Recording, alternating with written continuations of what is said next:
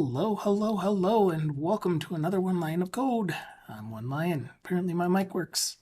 I forgot to do a mic check earlier. Ops. Anyway, hi, happy Friday to everyone who is here, anyone who's lurking, anyone who's around.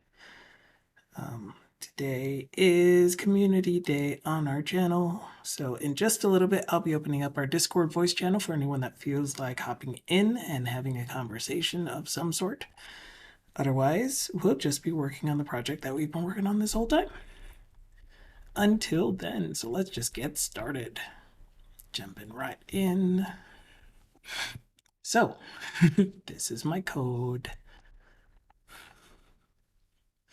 I don't even remember where we were last time. We were getting something to do with the error messages to display.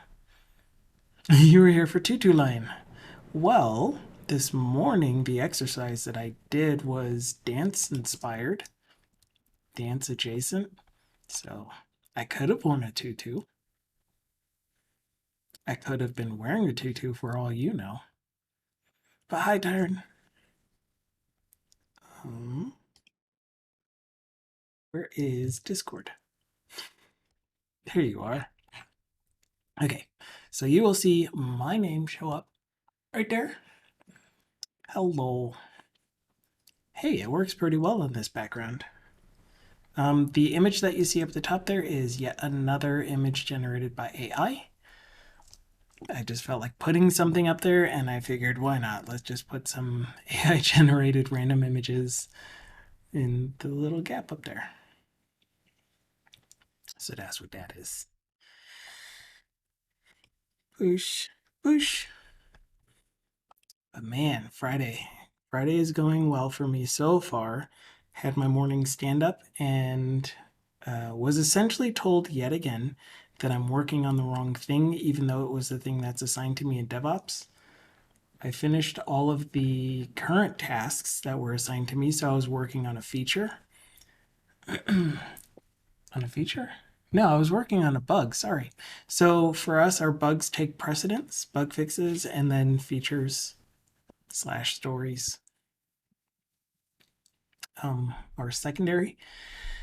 And I finished all of the other bugs, including a feature. And so I was working on a bug that I knew was going to be involved. It was going to take me some brainulars, some brain effort to figure out. And I started a deep dive into the issue yesterday.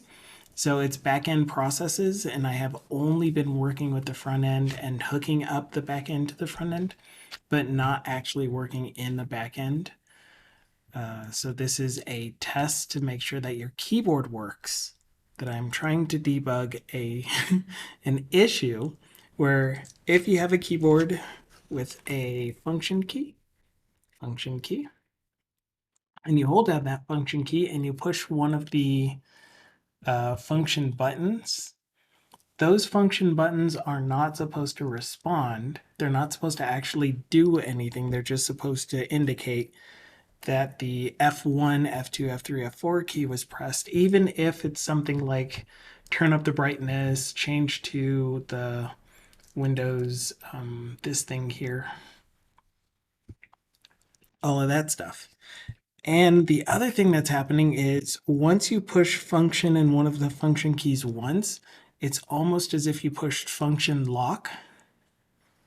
So any other button that you push will still be treated as you're using the alternate function on it until you push escape. And so I need to, first of all, learn how, well, what I was doing was learning how the test itself identifies which key was pressed based on the keyboard that you select, interrupts it, and then handles it so that it doesn't bubble up and then let you actually push a key.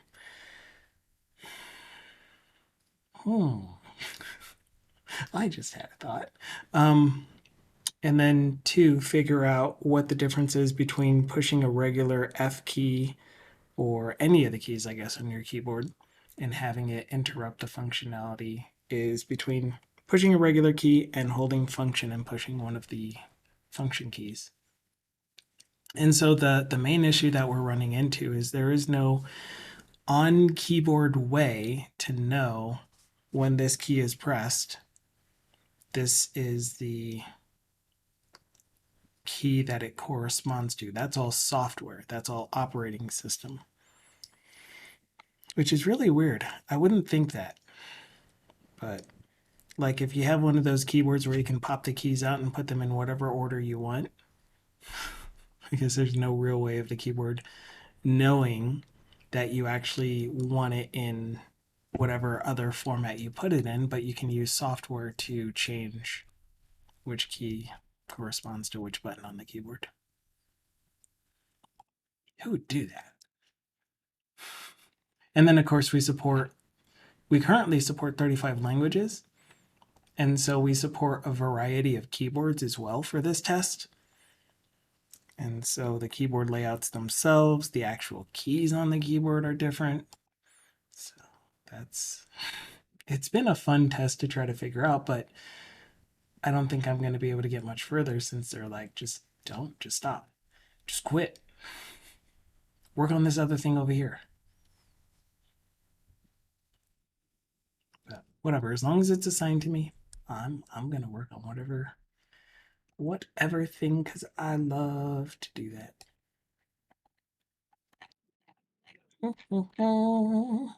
No, I'm not. Why do you ask? You're not what? I'm not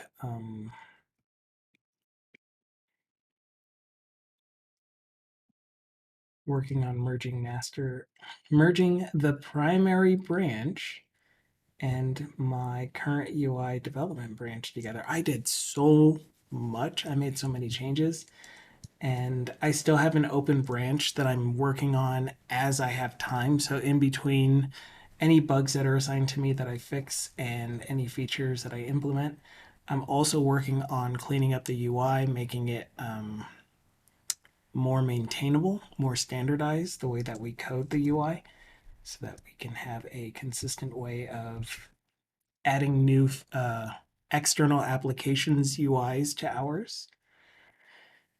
And in doing so, I am completely refactoring the application structure. And what that means is any changes that we're currently making for bug fixes and new features are still using the old application structure. And so I want to keep my branch that I'm doing all of these UI changes in sync with main. I'll keep calling it main even though we have it named as master. So I'm trying to keep all of those, keep this branch in sync with main so that I have less conflicts when I do the check-in of this branch or the merge.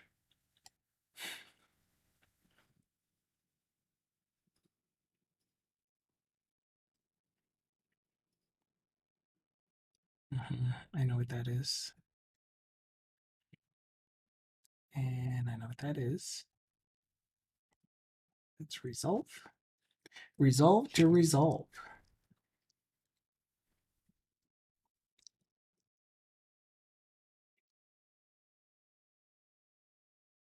Conflict resolved. 2 conflicts. I'm almost done with this. And then we'll switch back to the app. But this will give anyone a chance, if you feel like it, if you want to have a conversation over voice channel, then feel free to hop into Discord, hop into the stream waiting room. And so long as I notice you, or you can just help me to notice you waiting in there, I will pull you into the voice channel room where your voice will come over on the stream. We can have a discussion. You can talk about whatever topic. Please keep it technology related and considerate and mindful of your audience, our audience, I guess, at that point in time.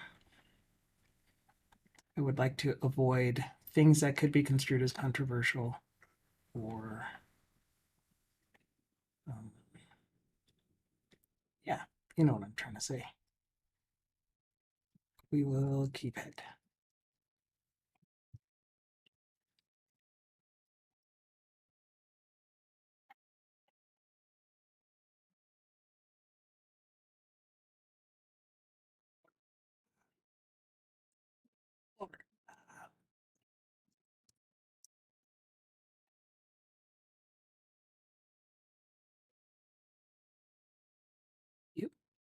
One more change left.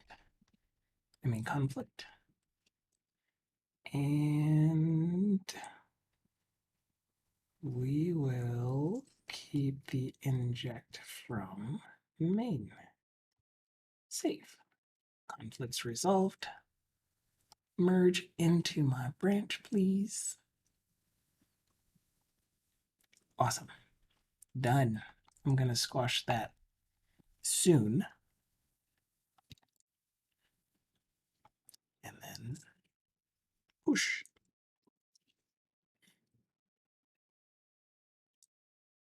Okay.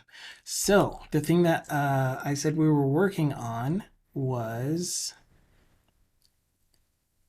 we set up the UI for the post-to-date dialog to show up.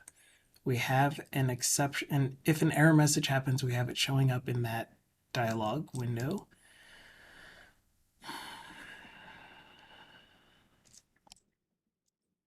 We still need the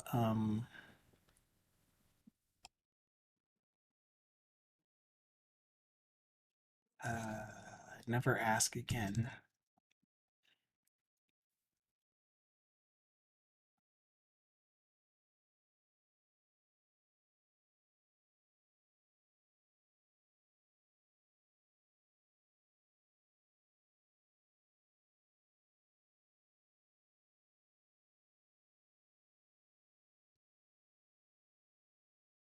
Yeah, confirmation dialog. Cool. Okay, so add a never ask option to the confirmation dialog for deleting a posted date. Whoa, thank you so much for the follow cookie trace. Ooh, cookies. Cookies. Clean up those cookies by eating all of them. Anyway, thank you so much for the follow. Welcome to the one line of code stream thing. This used to be called Daily Code Fun because I used to be able to do it every day for many, many hours a day, streaming my work. But now, with my new job, I can't. I keep calling it a new job. I've had this job for over 6 months now. Can't really keep calling it a new job. What do you look like? A taco. What do you look like?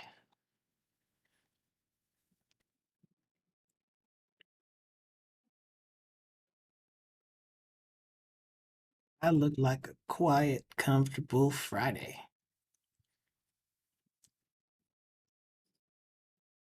Oh, building, building, running.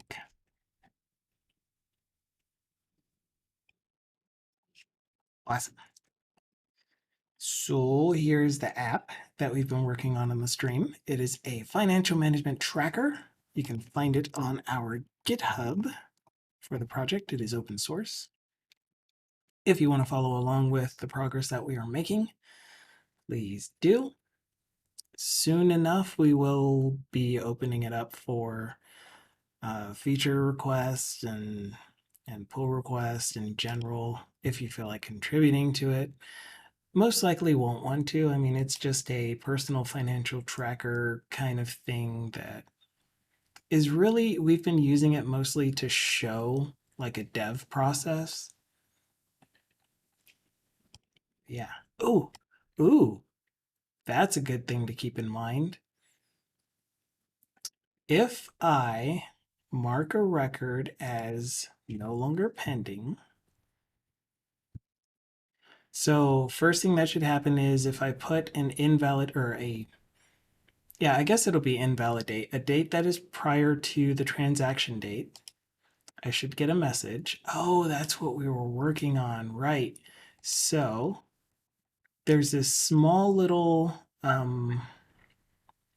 UI hiccup, I don't know what to call it, where for a moment, this row's records posted date is being populated and then being removed.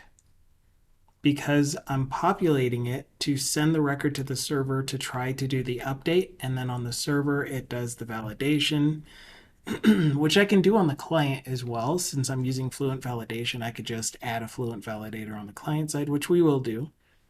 And then before it even sends it to the server, give us this message that the posted date must be on or after the the transaction date.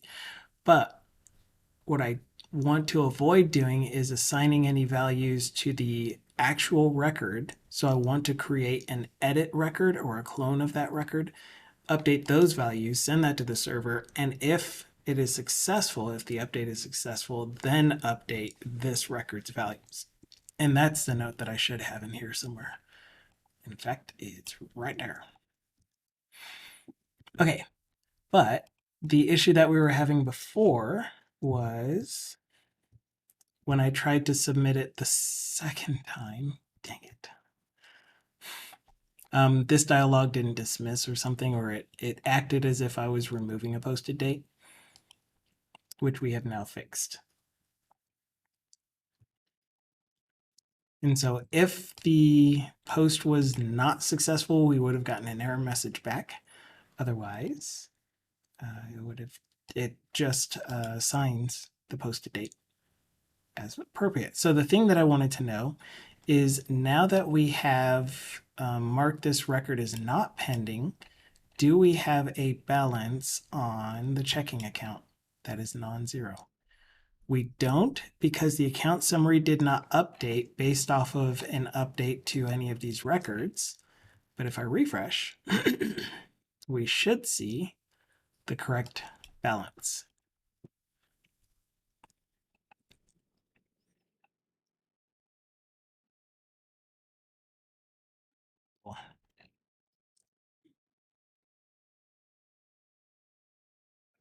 So that'll be something that we want to fix as well. I'm going to go ahead and put it in the repo as an issue so we don't forget it.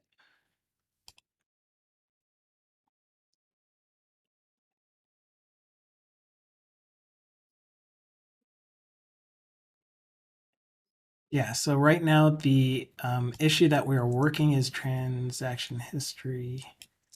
Nope, is toggle pending.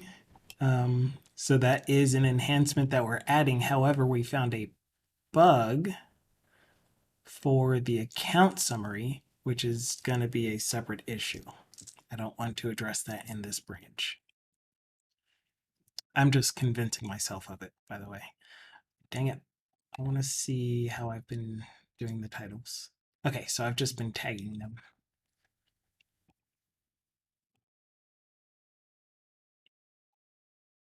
Bug, bug.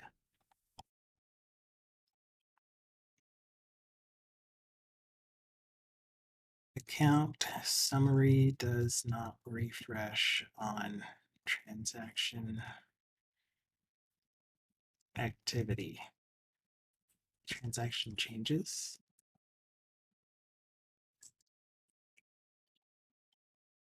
When adding a new transaction or updating an existing transaction, the account summary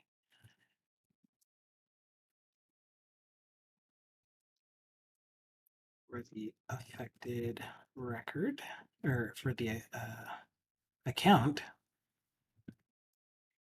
for the affected account, does not update. To reproduce, add a new transaction, transfer. Actually, I'll do it in the order that they appear: payment, deposit, transfer. I think that's the order that I put them in. Yeah.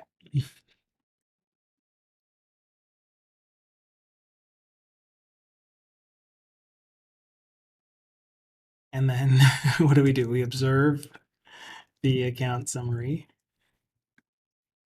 component. Expected is the account summary, or the value what is it called? Current balance column. Yeah, the current balance value and the adjusted balance value update for the affected.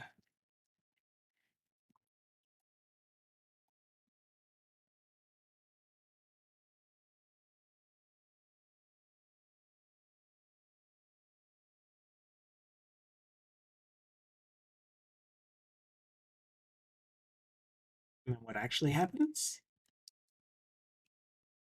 Nothing. Nothing happens.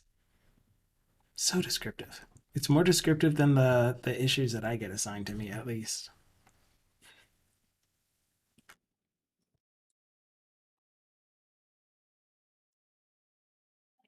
What is this? Oh, you can actually set a status on it. I did not know that.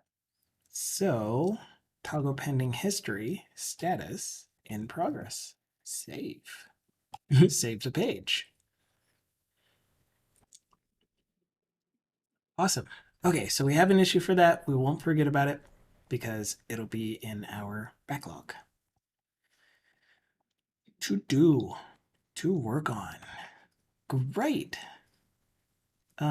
Did I mark this as an issue as well?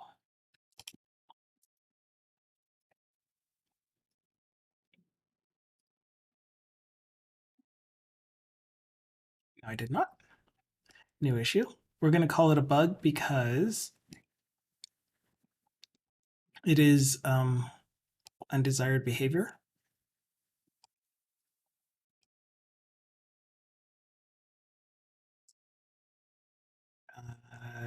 Title, table header for payment details overlaps. What are they called? Page tabs.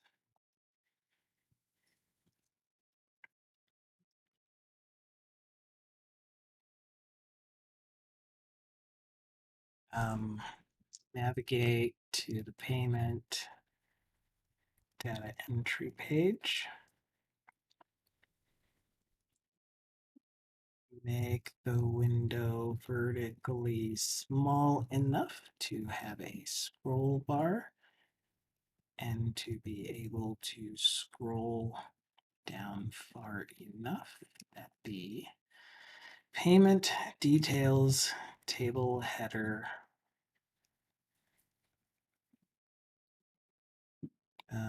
scrolls ends up at the top of the page. Sure. Expected. The payment details table header um, is visually obscured by the page tabs container. Actual, the payment details table header is visually obscuring the page tabs container. I'm going to call them data entry page tabs just to be clear.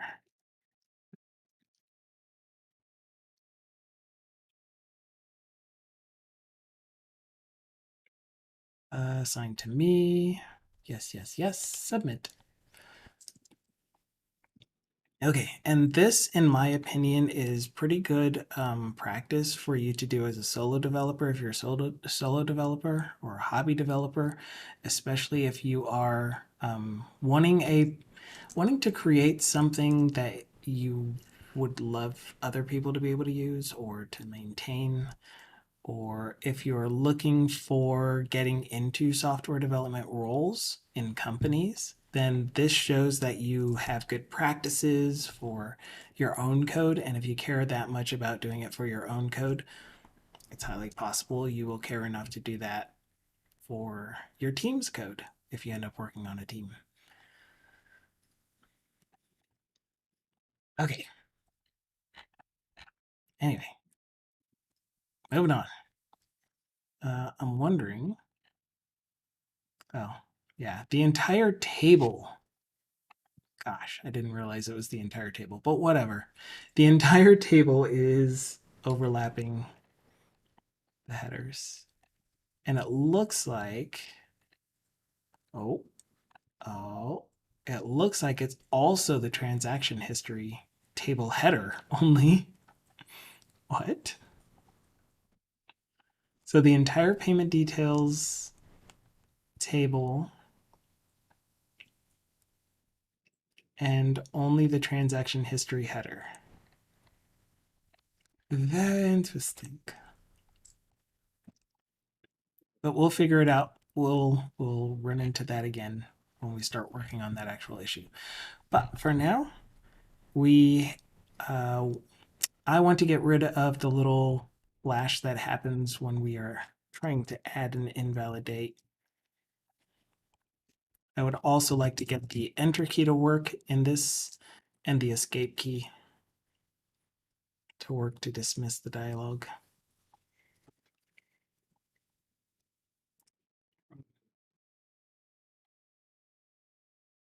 So much to do for this feature. A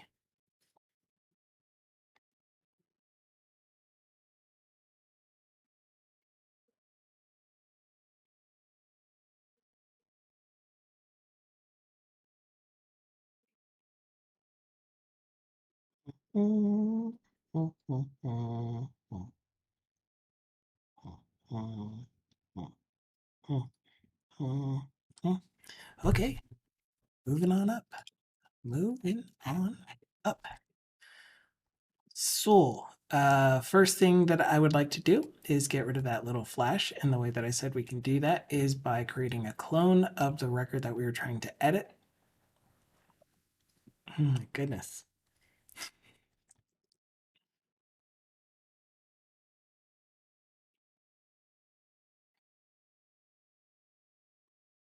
I don't know how they do it, but these businesses somehow all communicate with each other and they're like, let's send a text out or a message, an email out as soon as the user checks their email messages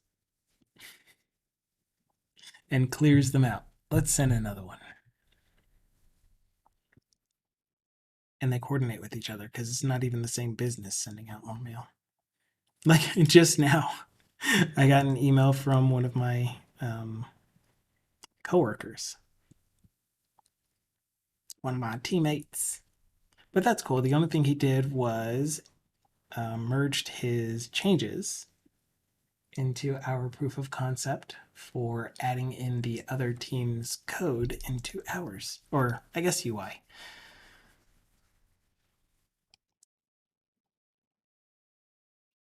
All right, where are we? We're going to. So I want to know if I can do this in a generic, generalified way. Most likely on the transaction. Wait, why? Oh, the transaction is a T, where T is a iTransaction data entry view model.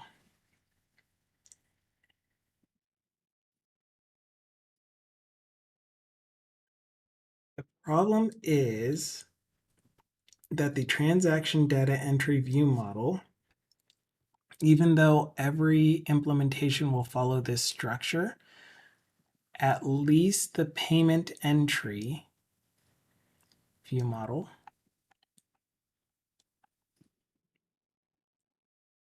has one associated collection of child objects. And so what I was wanting to do is tell this thing to also be iClonable, which means anything that implements iTransaction data entry view model must also implement iClonable. But that also means that I can't use like a base clonable version of these view models. which I kind of wanted to do.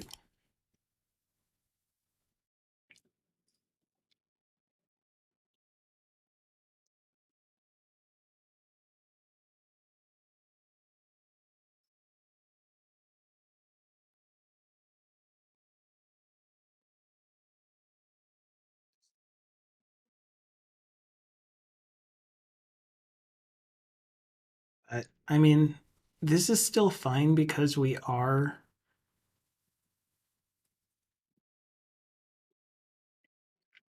explicitly saying that if you create any other kind of transaction or transaction view model, that you have to implement clonable.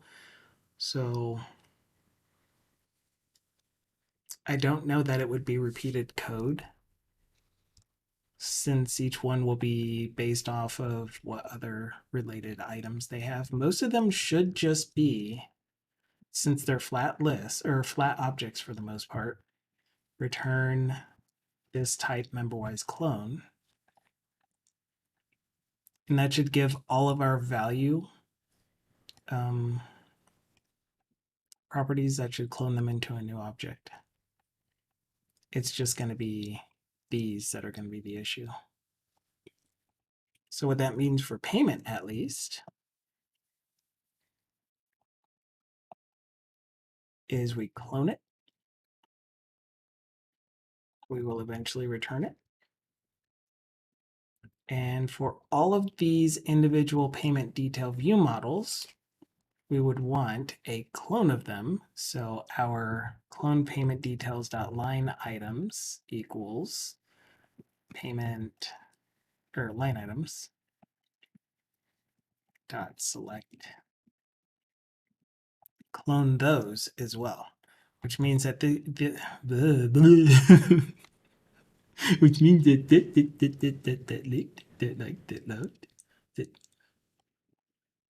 you can't set it, can you?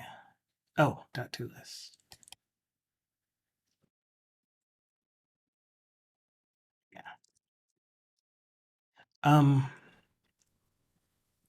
It's kind of acting like we can't set it.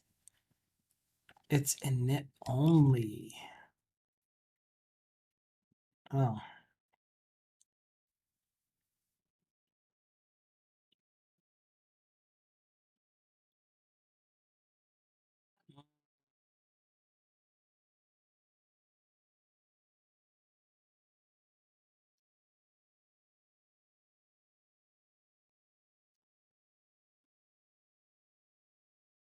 I don't think I can do that.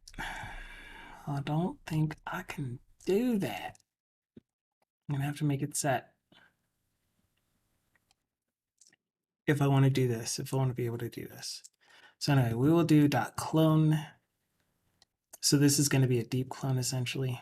That means that any referenced objects will also be cloned, as opposed to just take the reference for the original object. Am I angry about that?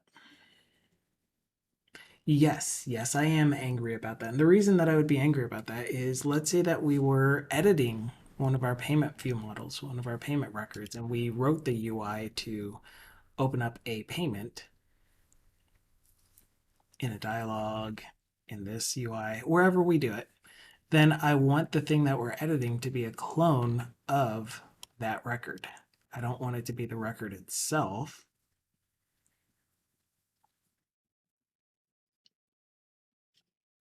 But at the same time, when we open that UI, we're getting a copy of the record. We aren't getting the record. And we aren't manipulating the same record that's going to be displayed anywhere.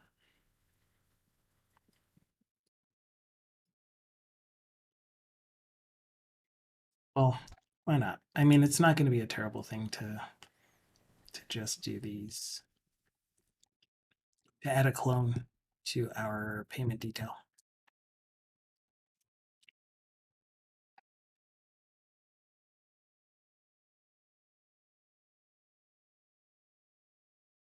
And we're just going to tell it that it is also iClonable, so that anything that tries to use it will know, hey, this thing will have a clone. property, which again, same deal. We're just going to return member-wise clone.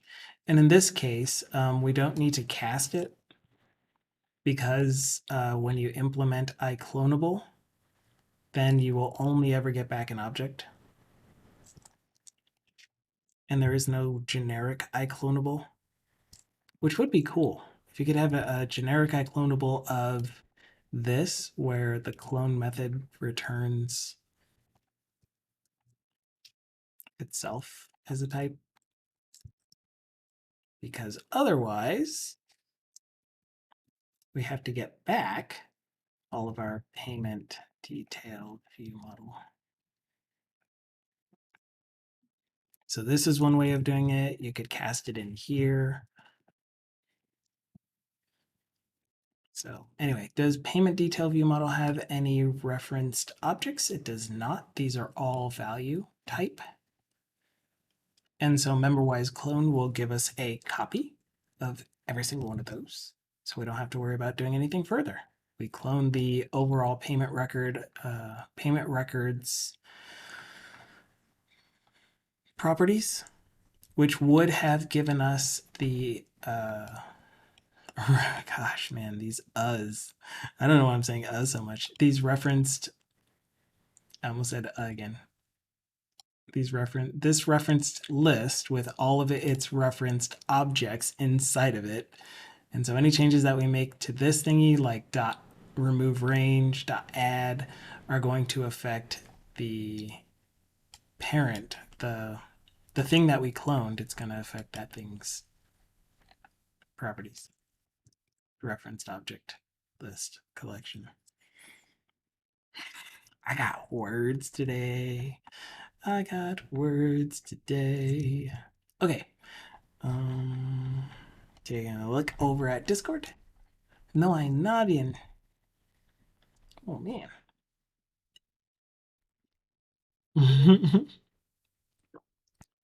Hello, Thindal. I saw you over on on what his name is? Clayman's. Yes, on Clayman's channel. Hanging out with him, with me. Of course, I'm always quiet. And he decided to raid Code Rat Games, whom I enjoy watching as well. Even though he is an Unreal developer, I think. No, he's a Unity dev.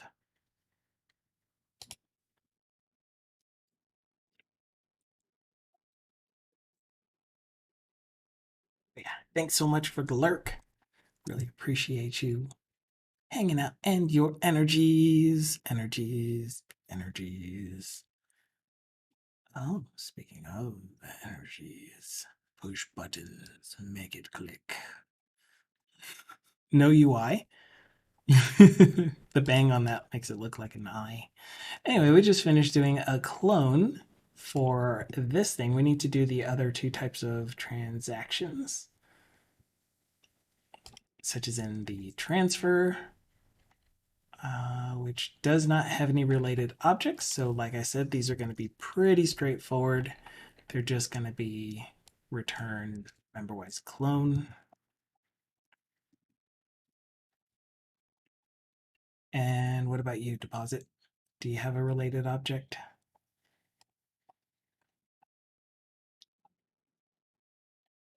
It does not. So once again, pretty similar. Hello, Leonardo. How are you on this fine Friday?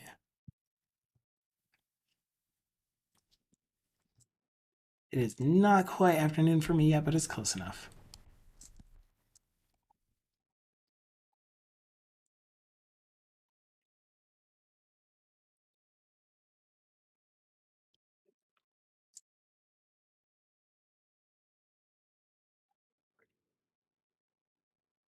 It's your lunch break. Awesome. This is essentially my lunch break too. I take pretty much a 2-hour lunch break on Monday, Wednesday, Friday, and work for the rest of and then a 1 hour yoga exercise, hygiene break. And then I work for the rest of the time.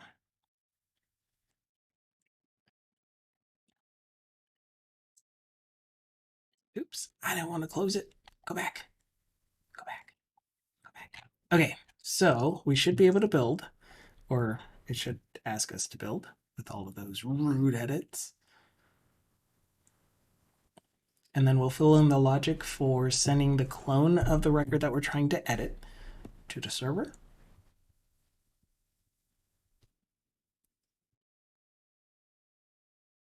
And then if it's successful, then applying those changes. Oh, so we might want to patch as well.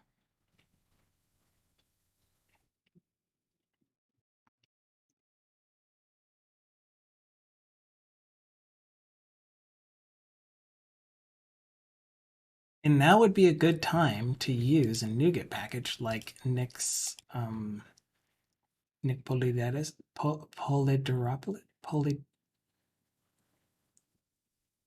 I don't remember what his last name is. What's your last name, Nick? Polidoropoulos, I think. GitHub Nick Polidoropoulos. Nick Poder.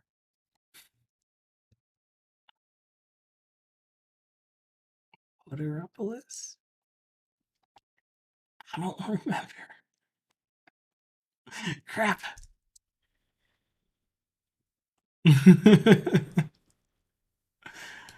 But anyway, we might be able to find it from the NuGet package, which I thought that I opened the manage NuGet packages. np dot object comparison. Polydoropoulos. I was really close. There's OU. But anyway, what is your GitHub? Your GitHub is Nick Polydare. I was getting really close. Really, really close. So one of the people that used to visit our stream often created this library so that you can wrap any object or collection of objects in this comparison tracker, and you will get change tracking, patch, undo, all of that functionality for free. You'll get has changes.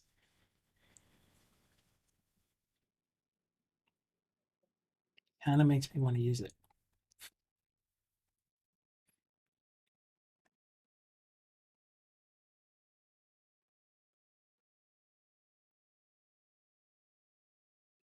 I mean, it's been a while since he's touched it, but it was really, really, really helpful and useful.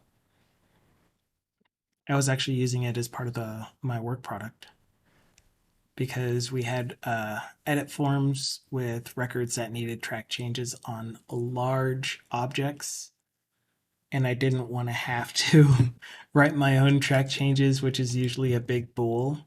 Like, does it have changes? Well, is this property equal to the original object dot property? Because I used to keep, like, my implementation of this was public deposit entry view model original values or something like that.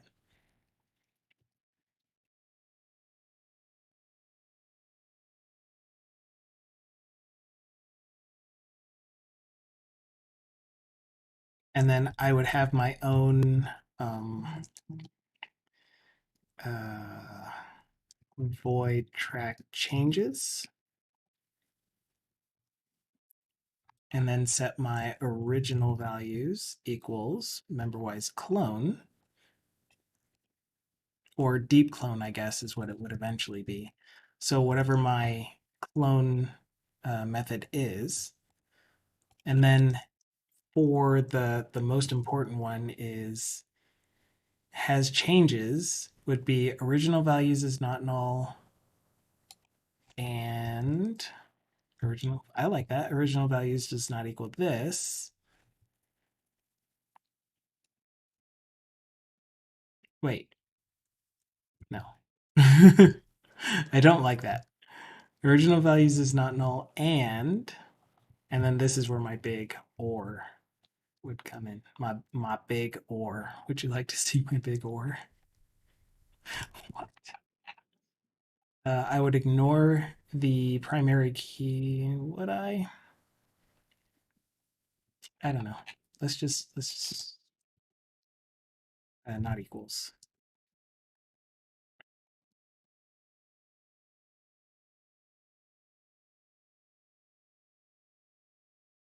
And then or. And then I would pretty much put all of the properties, but the class that I'm talking about had about 40 properties on it. It was a massive combined document object that had all of the all of the possible fields for a whole bunch of different types of records. So it was pretty big. And so instead, there's this attribute that he made available that we can just put on, or I guess this is more like a decorator, I think, that we could put on any class and it would set all that up for you.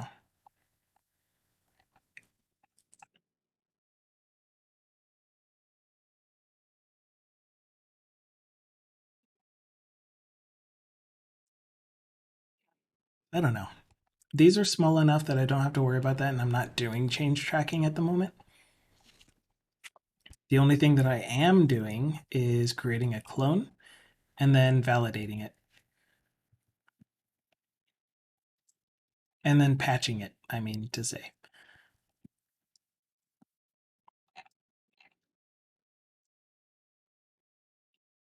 So I don't know. Public void patch. And patch it with another deposit entry view model. I think that works. The only thing missing is the deposit ID, which I would want to ignore. Transaction ID would be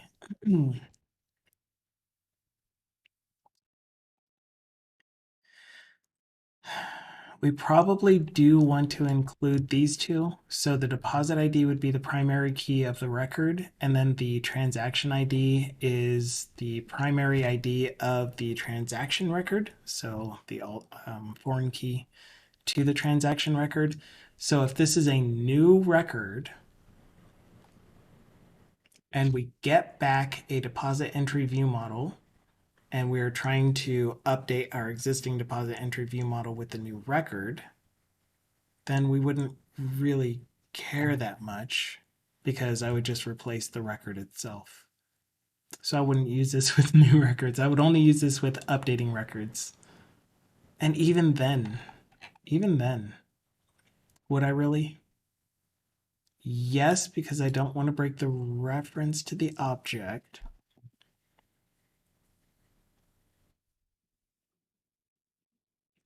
Because that object is passed in as a parameter to the component that we're using it in.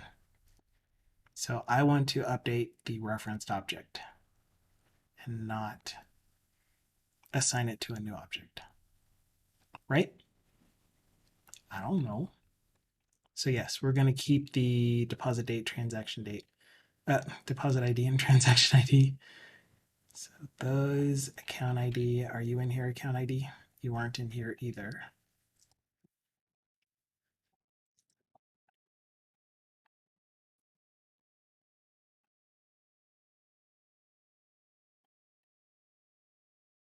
Account name isn't in here. You know what? I don't think this thing got all of the properties that I would want to set.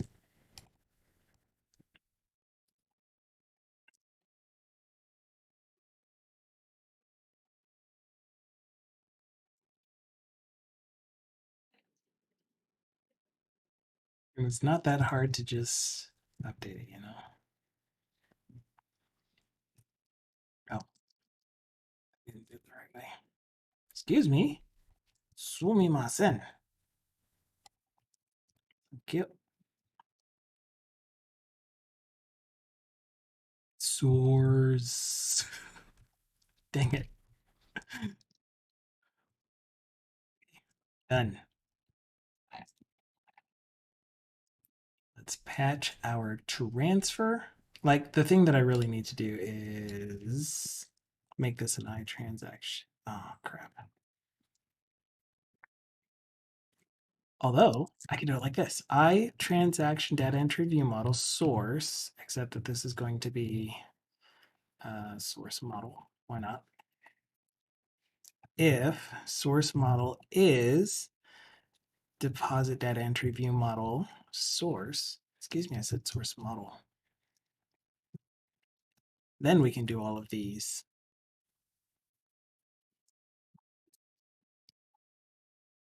I want to switch those two around.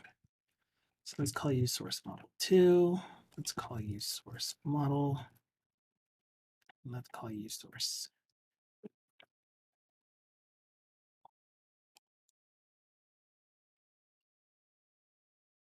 This way I can put this in my interface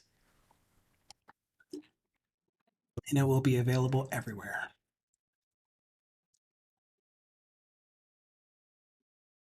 Public void.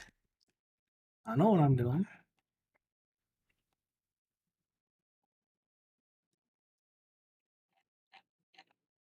Okay, I'll keep this. Actually, I'll keep this. And we'll go to Tran payment. Tran payment. Payment. Pasta. And transfer. Baby transfer. We'll make you a transfer. We'll do this one first because it is all value properties. Hmm.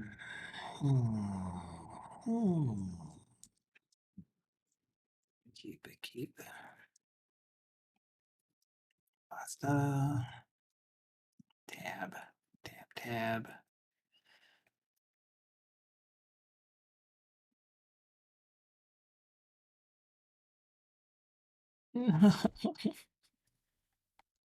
Dang it. I accidentally pushed the page down button instead of end. Go me. Okay, so that one's done. Should we throw an exception if the passed in model is not a transfer model?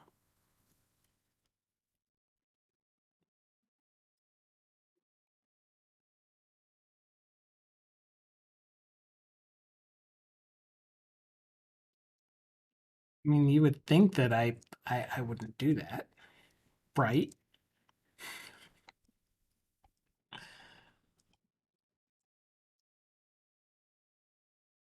Okay, so this is the fun one. This is a payment entry view model where it's going to be all of the properties. Did you get all of them this time since you're following my pattern? Livecoding is here. It is another free community day, but you can make it a community day. This time I remembered to turn the microphone output on for the VOD, so I won't screw that up again. But that also means permanent record. Except, oh, yeah, I'm getting a call from my teammate. But I will make it one. Give me 4 minutes. Gotta get comfy. Sure.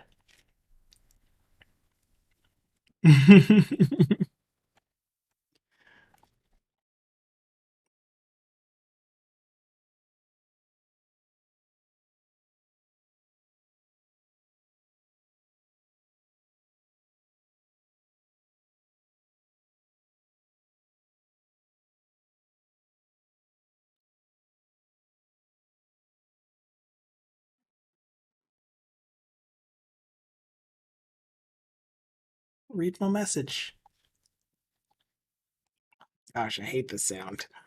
I hate the sound of a Zoom call. Ugh.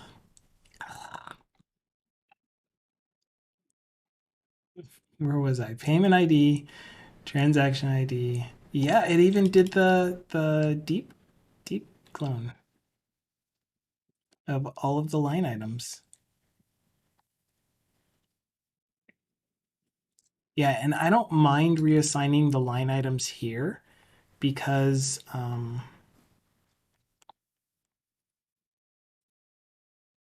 dude, just no.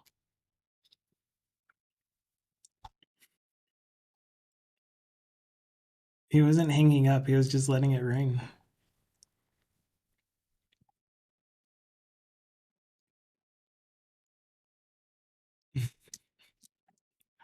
Wow. That totally throws my brain because it's just such an annoying noise. Like why would you do that? Why would you make a ring? I mean, I guess I can figure out how to change the ringtone, but for a work environment, having something that's that loud or not loud, because I mean I can adjust the volume easily. It's just that sound. 2, 3, 4, 5, 6, 7, 8, 9, 10.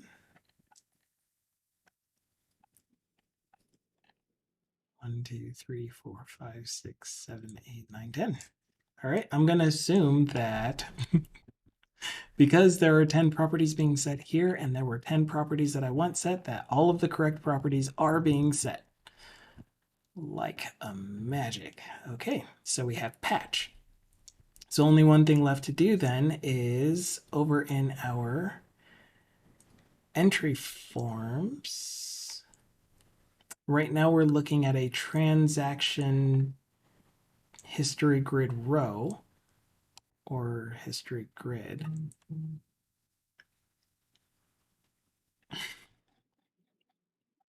I muted that. What are you doing? Goodness gracious. Oh man.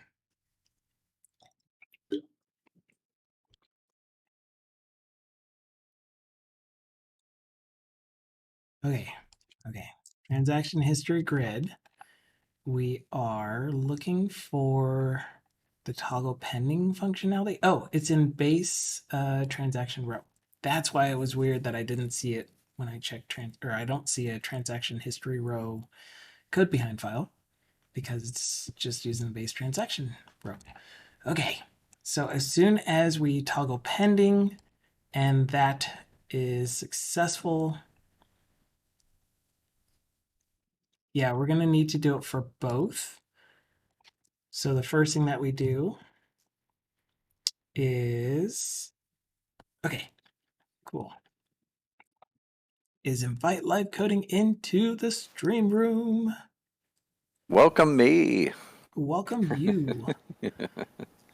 Let me, what am I doing? Starting my virtual camera and streaming my camera in Discord. Okay. Oh, In case there's anything code related that we're going to look at together. But hi, Livecoding. I have it on the TV. Cool. Again, I learned to say howdy as a joke, and now I just say it, and that's how that happens. But watch out what you say is just a joke. It's just a funny joke, and now it's like habit. I keep saying yuns. Yeah. Well, that's fine. There's nothing shameful about that. But there is something shameful about saying howdy. Yeah, there is. It's first impressions too. For the record, I own cowboy boots, but not a cowboy hat. So, and they're cheap boots, you know. So there you go.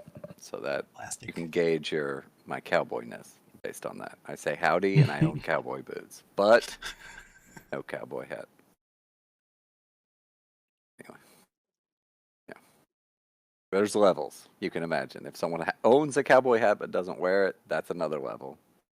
And then if they wear cowboy hats regularly, or for formal, only for formal, that's like different levels of how much of a cowboy. And it's like, do you put your boots on the inside of your jeans or the outside? Oh no. Put your jeans on the outside of the boots. That means you're not. This sounds controversial. I said no controversial conversations. Yeah, I'm sorry, but look, boots I'm inside kidding. and outside. This is Whoa. purely like, hey, you don't want to get the cow manure on the jeans, so you put them inside your boots. That's the real. There you go. For And I know functional that, so purposes. that's yeah. It's if is it functional or yeah, is it style, fashion or functional? Anyway, so there you go. So I'm glad I'm here to talk about programming because we didn't talk about Yes. cowboy boots. Well, all right, I'm watching. So Good we can talk. do, yeah, good talk. Um, all right, do you have the Discord? I'm just curious because I feel the urge to answer every question, Uh-huh. and I'm Yes. trying to train myself when their questions are lazy, just be like, here's a quick answer. Because that makes me feel better because I can at least answer the question, but then I don't put any effort into it. So basically, we had a one-line question saying, "How do I do auth in ASP.NET?" And I just Oh here's the yeah. Microsoft Yeah, your Learn Discord page. post. Yeah, here's the page, and or they said something about how do I store session. And you're like, well, here's a Microsoft Learn page, which actually goes over everything comprehensively. It was in So, Code Help, I think. yep. And we should So, also but then I maybe didn't go add further. it I to was the thinking, resources. yeah. And it's not like I spent more than 20 seconds searching for that, but I was almost going to write an answer, and then I realized, you know what? It just asked a one-liner. Here's a one-liner reply. Yeah. Even though it's not a one liner. I mean, it's technically it's one because you don't have any full stops. They just, well, all right, let's go over it. This is codehelp.net on the Discord. Yep, yep. A valued user called ADG. Where can I stock my user informations when I'm logged in? Like $session. And so I guess, yeah, I did answer two points. One, here's what you do with session, and number two, if you're doing user cookies and stuff, you should not treat it like PHP. Yeah, you And should use definitely don't Microsoft write your own. Identity or something. Yeah, And is that what you kind of pointed to? that was the second. Learn.Microsoft, they're doing a good job because it used to be the Yeah, they are. case. When you got a Microsoft.com link, it was Hit or rarely miss. quality. No offense. Our good friends at Microsoft, but it was rarely a quality link, but they have put good work over the years into making Learn.Microsoft very useful. There you go. That's positivity for the day. We're done. We are not allowed to say Yes. anything nice. Rest of the day. Yes. Oh, We've crap. exhausted all of it. Okay, well, the thing that I hate is Perfect. when Let's I'm do that for assigned 3 hours. work. I'm assigned work Mm. in Azure. I start working on that work, and then in the daily stand up, I say, I've been working on this work that I've been assigned, and they're like, no, don't work on that. The thing you should be working on is this other thing that is still in Azure DevOps that hasn't been assigned to you, but you should know that you're supposed to be working on that. Sounds great. Thindal, sounds like I'm not even reading your comment until I can hear your voice. Here we go. Yeah. I read it, but I'm not going to acknowledge your comment unless I know you're a real person I'm members. or a robot capable of sound, at least in the conversation. Especially with all of the voice things. I can't think what it's called. Script. Stuff, thing. That's my Yeah. term. Chat GPT plus Descript would be awesome. Yeah, text. Yeah, yeah. I was pretty exciting. Pretty excited. Vegan Bot had an incredible stream. He's very rarely streaming, but he had an incredible stream where he did text to speech with various celebrity voices, and it was he just let it. He opened it up to the chat, and it was complete madness. But it wasn't over the line. But it was incredible. And he had like a little chat window show up with like the text box, and it was like I can't remember, but it was either Homer Simpson quotes or something called Weed Goblin. So his stream's a little more, less family friendly, but it was just madness. I really enjoy his Family stream. friendly. Anyway, it I don't was less intend to be family. family friendly. I Well, just. I'm just more, yeah. Uh, anyway, it was incredible text to speech, so I'm looking into that. Anyway, life is good. what were we talking about? I can watch you program and we can pair program, but I have not, Oh like, the yes. key with when I'm watching your stream is I am never paying attention to what you're programming unless you ask a question with words. Because it's usually With like I word. have the stream on. Yeah, What do you mean? Do I be like? audibly. So Like if what? you type on How is this? Notepad, you can Hmm. type 80 point in Notepad and I won't see it because I'm doing work and I just have it on the side. But if I hear it, then I will respond. Like I'll be like, oh, I gotta put something in chat. Um, anyway, so that's why you'll see me pop in, like, because I've been lurking for 2 hours while I've Right. been, rebooting pods or And there's whatever. And never any requirement or what's the word I'm looking for? Obligation. yeah, sure. But that's why I will just show up in chat and say I was here as you're leaving. You're like, well, we're gonna go goodbye, and I'll just say, yeah, I'm leaving. I was here. I just want y'all to acknowledge I was here, kind of, but not really. I always acknowledge your presence, even Yeah, when you don't thank you. say that you were here. I Yeah, just know. just like the fallen memorial for the fallen soldier. Oh, good times. Well, that's good. Uh, anyway, we could do anything. That's all I'm Yeah. saying. I have many topics to cover. We covered Didn't we answering like questions. bring one up on Wednesday that you were like, we could talk about this on a Friday stream? Look, I don't think we're ready for it. I'm allocating until my 1 p.m., which is 23 minutes. Key selection. Are you ready to talk database design? Yeah. I remember. Okay. So I've just so all right. I have a rant, and then I want to get your feedback because you are a database person, and I respect opinions. So here is the basic rant. I have seen two types of databases, and one was the database that was generated with the ORM in The mind. wrong kind and the right kind. They're both the wrong kind. I've only seen the wrong kind. Uh, so number one is the database that was generated to make basically in Hibernate or the thing before it happy.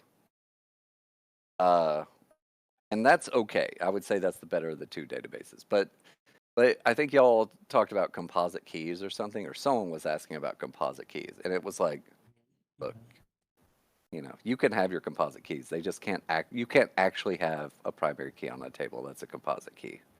I hope people are in chat furiously typing that I'm wrong because they are technically correct. You can. It is. Like in my brain, I was like, how do I ask this question without saying, actually, you can? You totally can. It gets really painful because this is the thing. Like you say, I have a composite key. It's date and oh goodness, order number for the day. So you'd have Yeah, today's date in one column and order number one. right. And neither of Which these are which we auto have a table generated. that's kind of like that. Yeah. Uh-oh. Uh-oh. All right. So this is fine, but you're going to have problems. So the problem happens. And And if we any not frameworks in this fix app. this. I meant sorry, previous Oh, y'all job. do. All right. Okay. Well, whatever. Yeah. Look, you live with what you live with. If you have child tables of that thing, so you have an order table that has the date and the order number, and then you have a child that needs to refer to the parent order. Yeah. Like let's say it's the items in the order. Yeah. Yeah. And then that's where it gets incredibly, I'm going to use the word icky. And do you, Mhm. like, I don't want to explain why. Like, Oh, we can though. I mean, it's pretty simple. Why? So how do it's, you make the foreign key in that table refer back to yep. the primary table? And then there's like, it just gets, well, I will say, because I tried to do the mapping within Hibernate, I think they assigned me a day to try and fix it. I failed. We literally hired a new guy who was a in Hibernate expert. He didn't know how to do it. And we hired a second in Hibernate expert who solved the problem by, oh my goodness, what was the name of it in Hibernate? It was so ugly. It was incredible. He made like a thing I'd never heard of and had never been documented. I think that was like something identity. It was he made an object C# class that was an identity class that held these two things in it. and that's how in Hibernate had a single quote thing to refer to as an ID, even though it was two columns. Because again, the first table, the orders table, you could do fine, but then the order line items get super ugly. If that was in Hibernate, I would just recommend against everything. So let me ask this question: do y'all do polymorphism in Entity Framework, where you have like a you have a collection of three different types of things, three different classes of things can show up in this collection? Do you ever do that? I mean, that's kind of what all of my lookups are.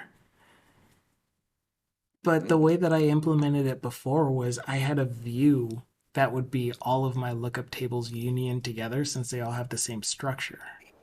That is okay. Uh, well, let's do it by example. So we had the orders table, right?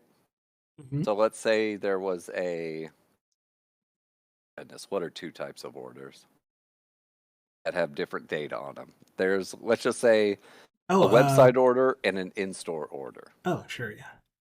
Okay, so they're both orders with line items on them, Commit and to nothing.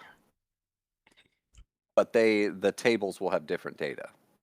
Or let me Yeah, just say the orders themselves will have different data. because Ignore I mean, you'll implementation. see this more in document databases than you will in SQL.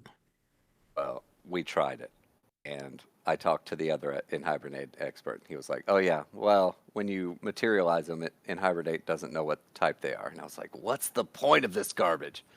Anyway, so my whole summary is don't do that. So that's number two. Don't do polymorphism. If you need to like have a collection of multiple things, you have a you map to, in our case we had orders, right? You map, instead of trying to figure out a single perfect mapping of entities to a single polymorphic orders table, you say, or polymorphic orders thing, you say, I have two things I'm mapping to. I'm mapping to website orders and in-store orders. And then if you need to refer to them together, you have this like method called get all orders. And it globs those two things together. I think I'm saying a lot of words. In summary, don't do polymorphism unless you want to cry. And it's so easy to avoid the polymorphism. Uh, Absolutely. Just have different objects representing different tables and then have a and glob them primary together. table. Just glob them together outside of the ORM. Yeah. Anyway, maybe you can't do that, but whatever. And yeah, I never pay attention, so I don't know. I think you even explained the lookups in one of your apps a while back, and I was like, well, I didn't totally get that. Yeah. So I mean, there we for go. me, it's one interface for any table that's going to be a lookup, and it's going to have an ID and a name, and maybe a sort order and last updated date, deleted flag for soft deletes. But each table is still its own entity, and they follow the same structure. So it's not really multiple objects that can be queried from the same place that have different structures. Okay, yeah, lookups is kind of a weird thing because you literally are like, the essence of this thing is I want to fill out a drop down box, right? Exactly. Mm-hmm. Yeah, yeah. Absolute. See, I'm turning into like a weird dude who doesn't even want lookup tables anymore. Or if I do, how do I say this? How would you prefer to do it? Just store a Just string enums in the column. table? Oh, a string?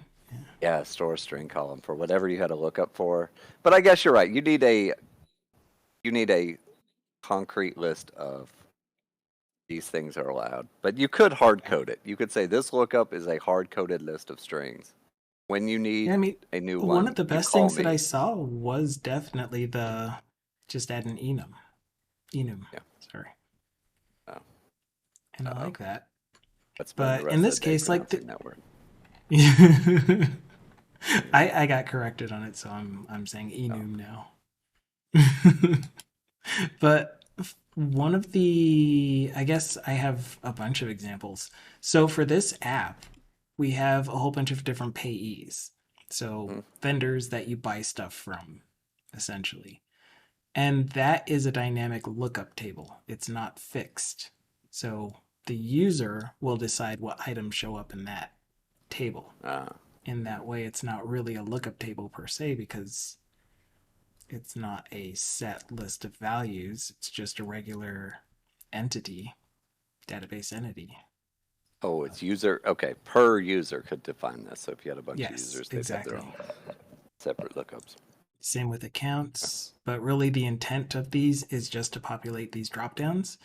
But accounts do have that extra information about here's the current, or yeah, what is the starting Nice. balance? Or not even what I is the like it. starting balance. It doesn't have that at all because we I talked like the about that in the negative. yeah in checking. But there's a pending 384 monetary Right. units. Right. So that puts it in the positive eventually. Yep. It's terrible. All right. Here we go. The second one. Um, so ORM oriented databases, I think, work the best, but just like you basically, how do I say this? There seems to be like there used to be like a school of thought where they would say you build exactly the domain model you want, and then you have and Hibernate generate the database for it. But you always had to adjust to like the reality of like, well, I wanted a polymorphic list, but it turns out it's incredibly difficult and caused me 3 hours of troubleshooting before I asked my guy, and he told me in 5 seconds exactly what to do. Anyway, I don't know. You can't do the database purely based on what you want in the domain. You have to adjust a few things. Like you kind of have to build around what the ORM allows. Um, but anyway, it's better than trying to adjust an ORM to an existing database. That's all I know. So there you go. Um, I don't know what I'm getting at. We were going to talk about key selection. Why did I start on ORMs? Because it was fun. It was fun. All right, here's a question. You have an airport table in your code base, Okay. Okay. and you are just, either an airplane manufacturer or something. You're not like adding airports. What do you use as your key for airports? A This automatic is a trick ascending question, ID. but Well, it depends. Like, are you displaying that entity in your user interface? If so, then I um, use a GUID. see, this is going to blow your mind because I think I'm a heretic. I have heretical views Oh on no. pretty much everything. Okay. See, that's exactly it. Thindal has it. Every airport in the world has a unique ID. Uh huh. It does. However, It's a string. Do they it's a change? This is string the other thing. and it's Do they set. They change? don't change. Mm-mm. I assume they don't change. Sorry, I don't know enough And if about they it, do, but maybe it's a serious thing. yeah. But let's just, for the sake of this Yep. example, they don't change ever. Yep. But the reason that I would have trouble with that is because they don't change, if a user that is maintaining that list of airports puts in an invalid code for an airport, how do you fix that? Um, You'd have to create a new record with all of the copied data and related data with the new code as the primary key. Or turn off constraint checking and then fix the primary key and then update all references somehow. well, see, this is where we get into like we'd have to see what type of thing we're talking about. But yeah, I would say first of all, ignore that issue. Nice. Of course, that's Let's what I just say would that that's say. not an issue. Let's just say that, Yeah, but that Thindal, that would be like a that's not deleted valid. flag. That would just be a soft delete. So, uh, all right, let's go similar. Are you ready? Yes. Are you aware that Twitch IDs are not your username? Like the I Twitch, when can, you call Twitch yeah. API, they will give you a username, but Oh, they will yes. also I give you a am. I Twitch am. ID. I am aware of And you that. do understand that's because people do change their Twitch usernames. Yes. Actually, I don't know if that's why, but I know that that is a Or it is byproduct of the possible fact. too. Yeah. It is possible. And I think the most famous one that I followed many, many, many years ago was Destiny. He was Neo Destiny. Then he was Stephen Bonnell the Third with three eyes and underscores. It was incredible that he had any viewers at the time. And he switched to Destiny. So he's made at least two name switches, and uh, I think he's kept his subscriber base, although he has also switched to other services. So for those exclusivity deals. But anyway, that's old Twitch talk. Um, anyway, so like because it changes. Oh, oh, I'm hearing a ding. The Thindal. Hearing a ding. But don't interrupt yourself yet.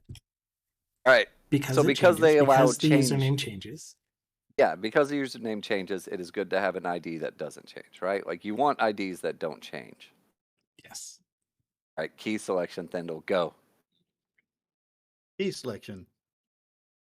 I'm doing something horrible in my current project. We're listening with bated breath. Yes. I'm changing all of my IDs from ints that are calculated by the database into Out of it. strings. And which strings are they? Any string. Pick a string, and that will be As my ID. in, you set the string in code Yes. when you're creating a new record. Preferably, but not necessarily. Oh, just setting the string yourself when you're creating the record. And there's a reason for this. Okay. I mentioned an ERP system just a few minutes ago in chat. Yes. That used timestamps as the primary key for everything. Which is a terrible thing if you're trying to do indexes and... It is a really terrible thing. I concur. But I want to be able to integrate with it. So I need to be able to point a foreign key to a thing somewhere. So you need to have a string. What I'm considering doing is having all of my internal IDs be ints, but having all of my foreign keys be strings. Does that make sense? Yes. So when you say foreign keys so you're saying, so let's call this thing an order, right? An order ID. Yep. It may not be, Yep. but let's call it that. So you're saying your order table will have a primary key that's like auto-generated database stuff. Yes. And then it will also have a indexed, basically Alternate a key. secret primary key that's not primary key. That is, you're going to do a unique indexed column, right? Here's my use case. So I have a web shop. That's a basic project, and assume that the customer registry is coming from a CRM. That means I can't have a foreign key relationship to the customer registry. So that's an integration all of a sudden. That is not, data that's in the web shop database anymore. That's in an external system. And I can't say beforehand what the customer ID is, like what format it is. If it's a string, a timestamp, a GUID, you name it. So all data that I want to connect to this customer from the CRM needs to be a string foreign key. But I just figured I can still use int IDs, primary keys, for the data that's stored in my local database. And then use strings as all the foreign keys, because I'm also pairing up all of my foreign key relations. So I keep saying foreign key, but that's just going to be a field with like other table ID. That you can manually create sense? a join, right? Yes, exactly. So you aren't actually telling it to make a constraint that says this column refers to. Exactly. Okay. No constraint, because as I said, the order might be in one system, the customer in a second system, the product lists in a third system, and the prices are controlled by the web shop itself. Like everything will be able to be spread out to different places in the world. And I have a use case for this. I have a customer who really wants this. I kind of have to build it. I mean, it makes sense. So, like, I don't think I can see. Yeah.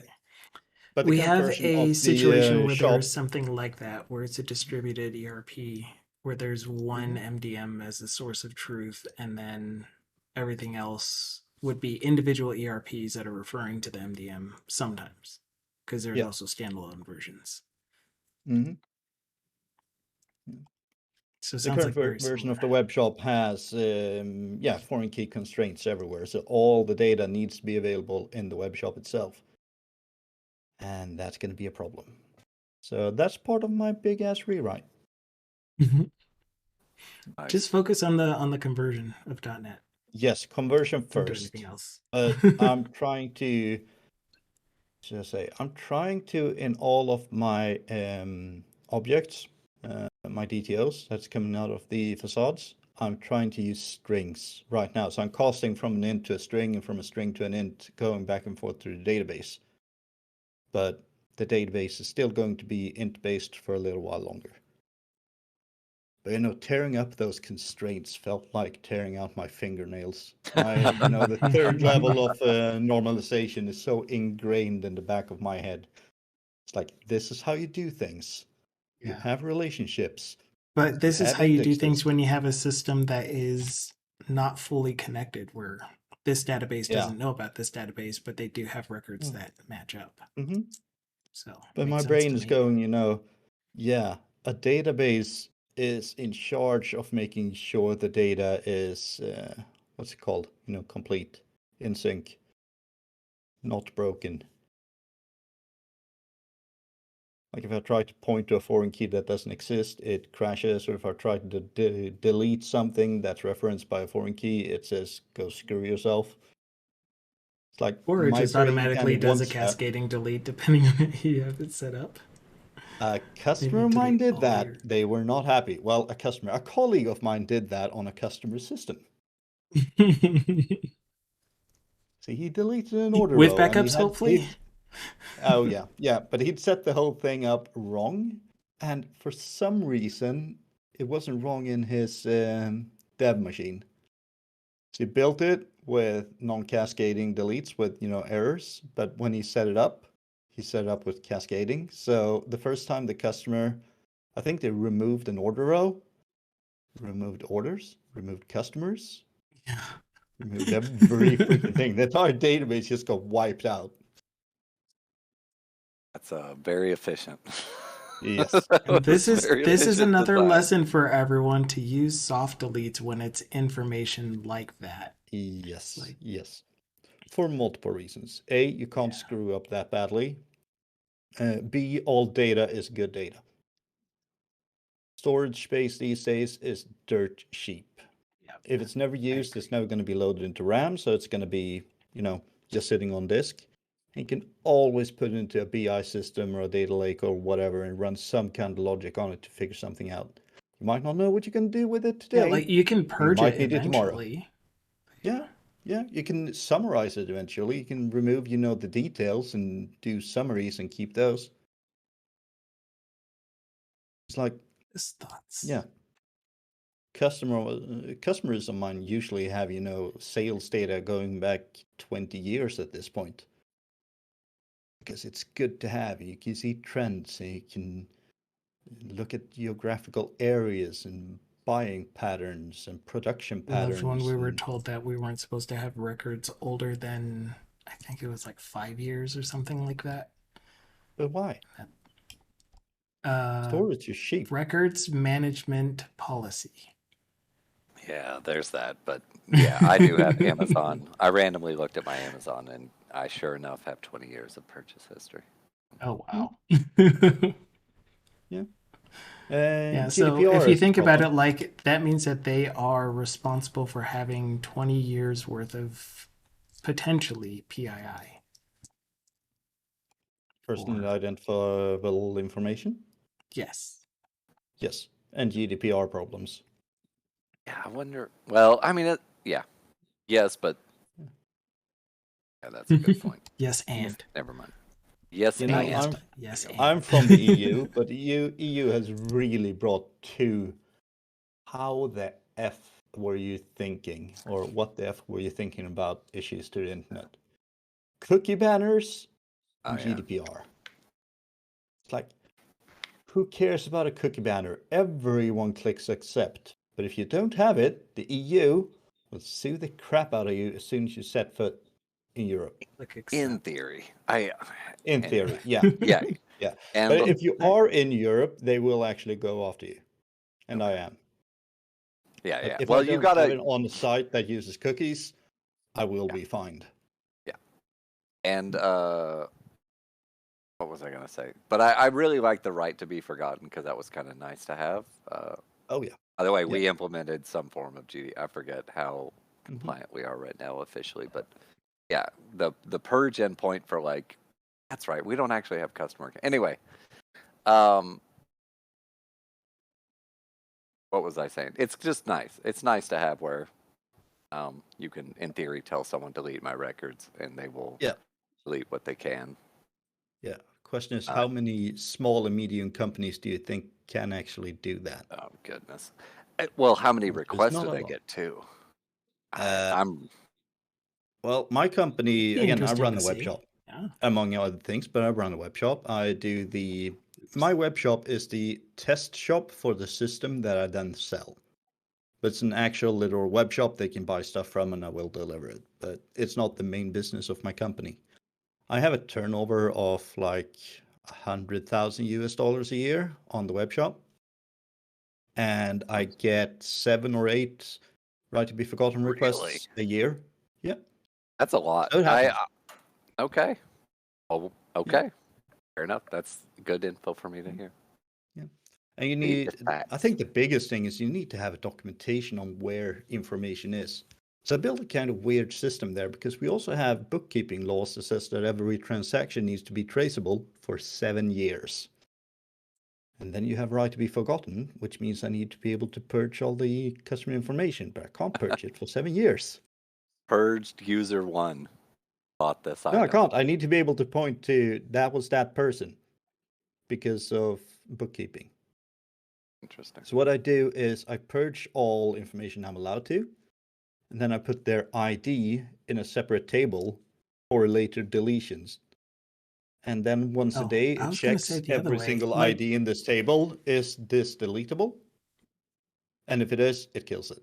So the same can't day you as put in your you're record allowed to be keeping the deleted, ID you're deleted. itself? No, the ID is not identifiable. And I mean, when I say remove, it's actually a soft delete as well, because I change name anonymous user a street, this street 1. Makes sense? So like the customer object is still there, but all the data is wiped. Oh, and all logins and everything get wiped right away as well, of course. It's just the information that I need to keep for bookkeeping purposes that is still there. Yeah, that's the tricky Then, part. It's much yeah. easier to have a cascading delete that deletes your whole database all at once. Yes, definitely, definitely. Yeah, and then you go to shadow copies and backups. Oh, that's So what do you dirty. do if you have a shadow copy and you do a soft delete or you do a right to be forgotten thing? Yeah, that's a tough one. What happens to data in your backups? Especially like in the place that I used to work Dirty. where they were actually on tapes, even though the tapes were empty because it hadn't been backing up for like 7 years.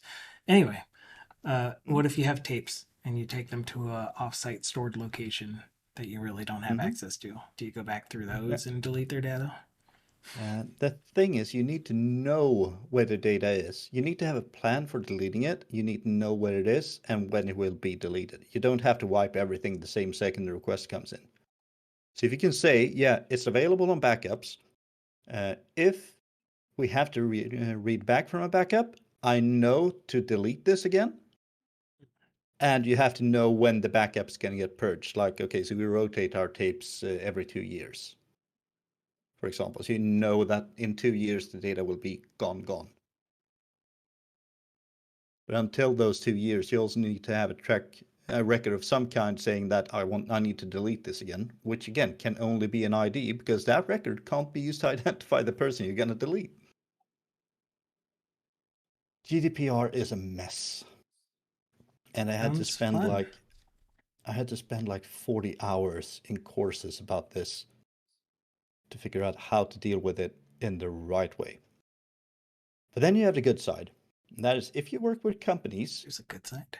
anywhere in the world at all, if you work with companies and people working like in their official capacity, you can say fuck it to GDPR because you have no right to be forgotten if you're representing a company, even if it's your name and your phone number.